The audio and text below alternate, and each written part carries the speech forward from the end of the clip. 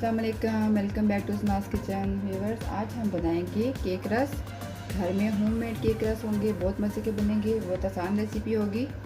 इसके लिए जो चीज़ें इस्तेमाल करनी है उसमें हमने लिया है 1.5 कप हमने मैदा लिया है, 1 कप हमने चीनी ली है और 4 हमने अंडे लिए हैं। साथ में हमने बेकिंग पाउडर लिया है 2 टीस्पून, 1 टीस्पून हमने सौंफ लिए और 2 से 3 चुटकी हमने लिया है ज़र्दा रंग और साथ में बटर लिया है हमने 150 ग्राम। उसको हमने थोड़ा उसको नरम कर लिए, पिघला लिया है। और साथ में हमने लिया है कोको पाउडर, वो हमने लिया है 5 टेबलस्पून।